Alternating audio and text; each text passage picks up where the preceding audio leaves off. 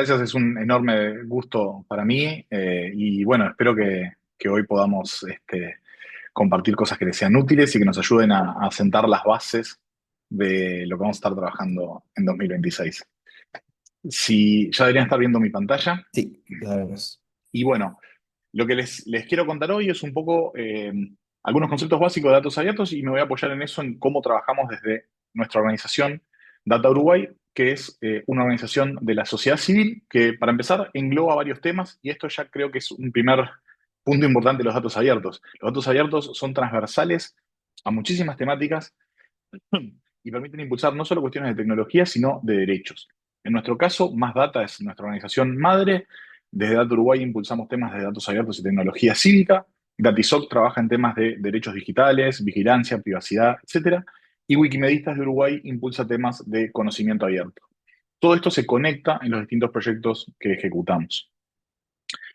Justamente por ese rol transversal de los datos abiertos, nuestra forma de trabajo termina un poco en la intersección de tres universos que a veces parecen desconectados, pero justamente los logra conectar una herramienta como los datos abiertos. Primero, si se quiere llamar la colaboración o la participación, nosotros le ponemos el paraguas de gobierno abierto. Guatemala también participa de la Alianza para el Gobierno Abierto y creemos que es una herramienta muy útil, donde se usa justamente los datos y la tecnología como parte de ese esfuerzo para trabajar mancomunadamente y lograr mejores resultados de gobernanza. Eso a su vez se conecta con la incidencia tradicional de las organizaciones sociales. Este rol no se pierde, no deja de ser importante y se necesita también muchísimo activismo, no solamente para la publicación de nuevos datos, sino para que esos datos sean usados o en base a la disponibilidad de datos para transformar realidades y políticas públicas, porque la incidencia en políticas públicas también me parece que es un rol fundamental dentro de este entorno.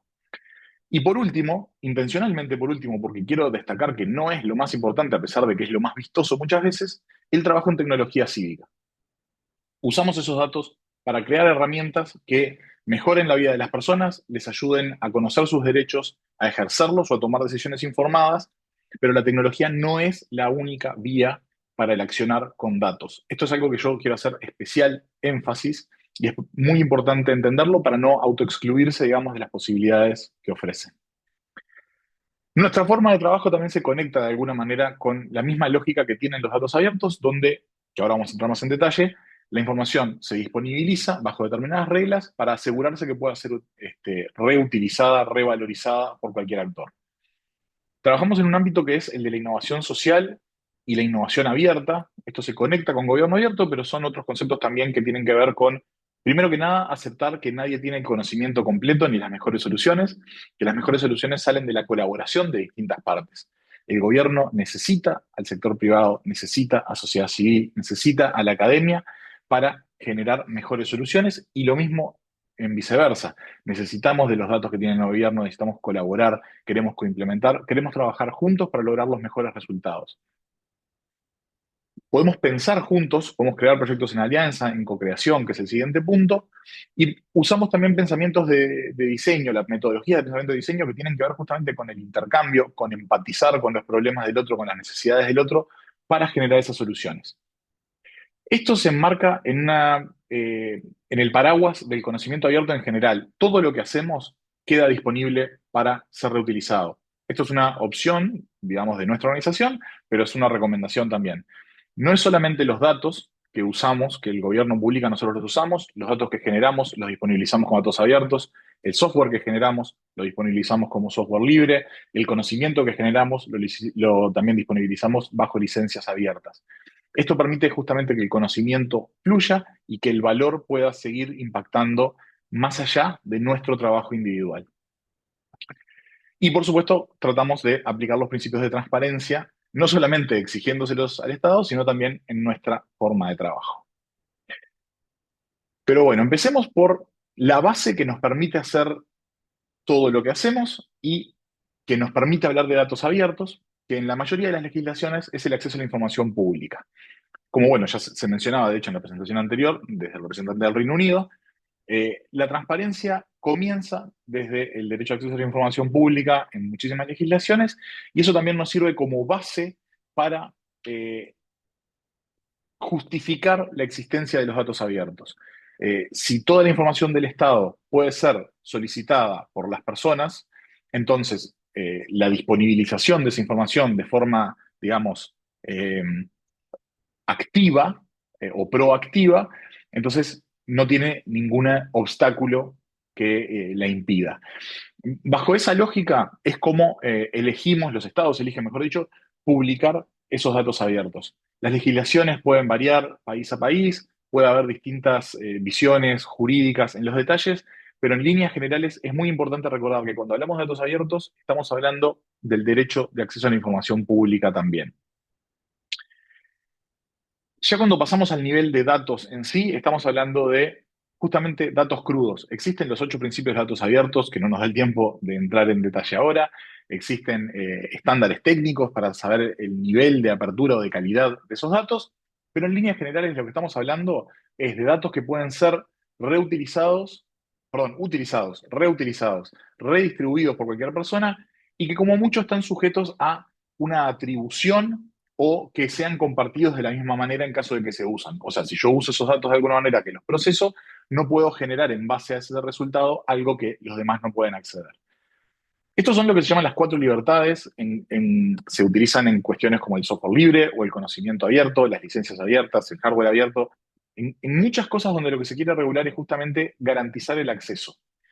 Y ese tipo de licencias lo que hacen es un poco lo opuesto a la concepción tradicional de lo que es el copyright. Este, no el derecho de autor, el derecho de autor es inalienable, una persona o entidad que publica algo siempre va a ser reconocida como el autor, este ahí la excepción al final, pero el copyright lo que dice es, tú solo puedes usar esto si yo te doy un permiso expreso de hacerlo, y solo puedes hacer aquello que yo expresamente te permití.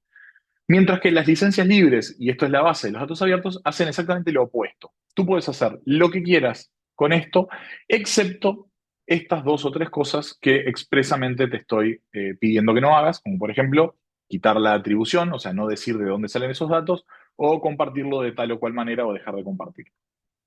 Esto cambia radicalmente eh, lo que yo puedo hacer con esos datos. Desde un punto de vista que me parece que ayuda a entenderlo mucho, imagínense una empresa que quiere utilizar datos del Estado. El Estado publica información, más allá de si son datos crudos o si es, por ejemplo, un resumen, un PDF o cualquier tipo de procesamiento de esos datos. Si están publicados en una página web del Estado y no hay ninguna aclaración sobre su uso y su licencia, entonces nada garantiza a esa empresa que esos datos luego le sean reclamados, que tenga un problema judicial por haberlos utilizado o que dejen de estar disponibles el día de mañana. La razón por la que hablamos de datos abiertos es porque le ponemos una infraestructura normativa y técnica que de alguna manera garantiza que sí se puede utilizar, que podés construir valor sobre eso.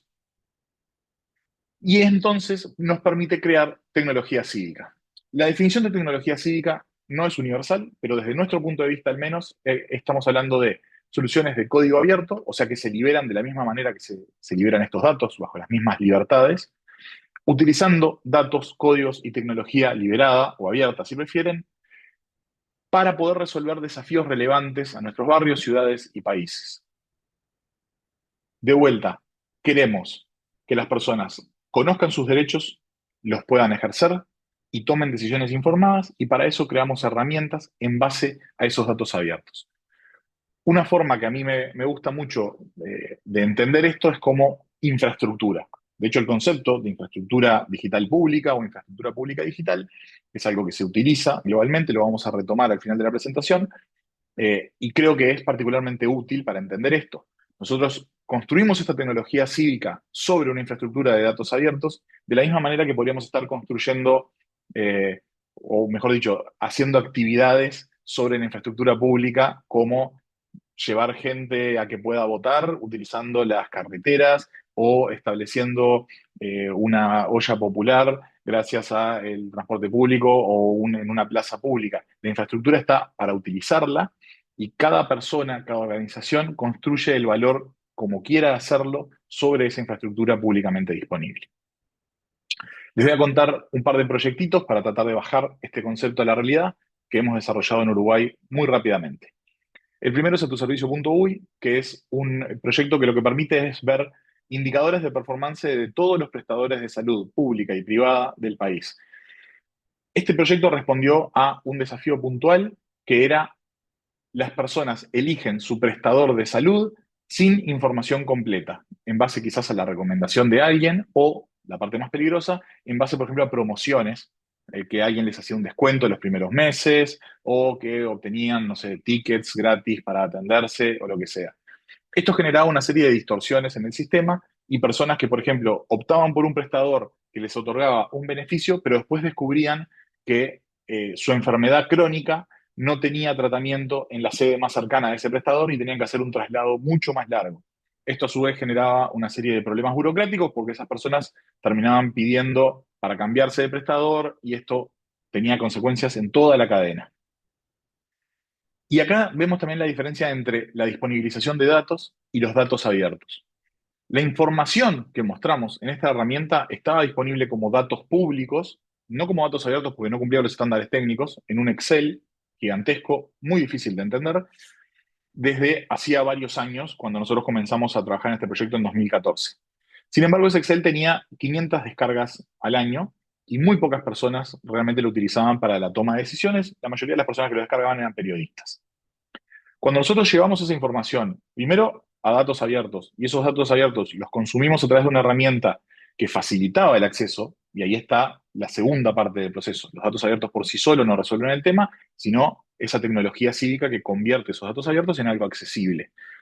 Pasamos de 500 descargas anuales a 75.000 visitas y un impacto gigantesco en un montón de factores de cómo las personas elegían. No solamente porque mejoró su capacidad de elegir, sino también porque tuvo impactos en los propios prestadores de salud, como por ejemplo, por poner uno solo, los precios de muchos de los tickets que se cobraban para acceder a determinadas prestaciones bajaron de forma totalmente espontánea, simplemente porque visualizar esa información dejó en evidencia a quienes tenían precios más caros y como las personas estaban usando la herramienta para seleccionar su prestador en base a esa información, los bajaron para verse beneficiados a la hora de esa selección. Esto, por supuesto, impactó positivamente en todas las personas socias de esos prestadores que vieron un descenso en el precio que pagaban por esas prestaciones. Un segundo ejemplo en el ámbito de la educación es el proyecto Elijo Estudiar. En este caso lo desarrollamos con la Administración Nacional de Educación Pública, que es el ente público responsable de la educación desde inicial hasta parte de la educación terciaria del país. Y hoy en día el proyecto de hecho también incluye las dos universidades públicas del país, la Universidad de la República y la Universidad Tecnológica. Este proyecto lo que hizo fue, una vez más, recolectar datos que existían, que incluso estaban disponibles como información pública y en algunos casos como datos abiertos, pero mostrarlos, unificarlos, generar una interfaz para su uso que los volvió mucho más útiles y mucho más accesibles para las personas. Estamos hablando de la oferta educativa del país. Esto que estaba disponible como datos abiertos no tenía en ningún lugar una interfaz de búsqueda, un lugar centralizado donde se pudiera consultar. Básicamente las personas, la única opción que tenían era contactarse con distintos centros educativos bueno, o los subsistemas educativos y preguntar o escribir correos consultando sobre las opciones disponibles. Esto significa que muchísimas personas tomaban esas decisiones sin contar con la información completa, o sea, solo conociendo una parte de la oferta educativa y muchas veces sin tener en cuenta, por ejemplo, qué opciones tenían geográficamente cerca o qué otras alternativas más allá de las que conocían existían en su entorno. Nosotros lo que hicimos fue tomar toda esa oferta educativa de, llamémosle cursos para simplificar, aunque es bastante más complejo en la realidad, insisto, desde los 3 años hasta terciario, universitario, permitir buscar todo eso, geolocalizamos todos los centros donde se dictan esos cursos y además generamos una interfaz donde no solamente se puede buscar por palabras clave, sino, por ejemplo, filtrar a través de lo que yo ya tengo cursado. Si yo tomé determinadas decisiones, sobre todo en la educación secundaria, eso me permite acceder a determinadas carreras universitarias, mientras que si yo quisiera hacer otras carreras, quizás debería recursar algunas materias o lo que sea. Bueno, logramos también trazar como ese árbol de lo que le llamamos previaturas, o sea, los requerimientos para poder acceder, que era información que ni siquiera la propia Administración Nacional de Educación Pública había sistematizado nunca la habían visualizado en un árbol de por sí, era información que estaba, digamos, distribuida como parte de cada uno de los cursos, como requerimientos, pero nunca se había mapeado. Esta herramienta también tuvo un impacto muy interesante y esperamos este año, de hecho, tener una nueva versión para trabajar. Y para ir cerrando un poco a nivel de concepto, retomo esta idea de la infraestructura digital pública. Cuando hablamos de datos abiertos, estamos hablando de un elemento que conecta muchas áreas. En este esquema, que no pretendo que entiendan en profundidad en los pocos minutos que tenemos, lo que estamos dividiendo es lo que es gobierno digital y lo que es gobierno abierto, que son dos conceptos muy emparentados, pero separados. El gobierno digital tiene que ver con la gestión interna de los gobiernos, el gobierno digital tiene que ver con cómo colabora y participa con otros actores sociales.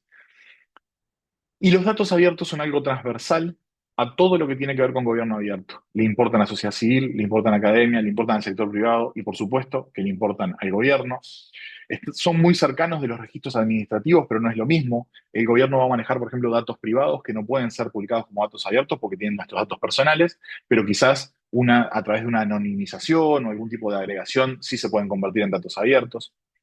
Y más allá de los datos solos, existen los servicios abiertos que tienen que ver con brindar esos datos de forma automatizada. Por ejemplo, no es lo mismo brindar una tabla con los horarios de transporte público que brindar un servicio en tiempo real donde yo puedo consultar a qué distancia o en cuánto tiempo llega una unidad de transporte a una parada específica. Tiene que ver con la infraestructura de software también, que comparten el Estado con otros actores o que genera el propio Estado. Y tiene que ver con la generación de tecnología cívica, que puede tener un rol tanto dentro del gobierno, que a veces le llamamos tecnología de gobierno, como fuera de este. En esa unión de los datos, los servicios y el software es donde estamos hablando de infraestructura digital pública o infraestructura pública digital, y creo que esa es una buena guía para trabajar siempre de cara al futuro. No queremos solo datos, queremos generar infraestructura que nos permita generar valor a todos los actores de la cadena. Y por ahí voy cerrando.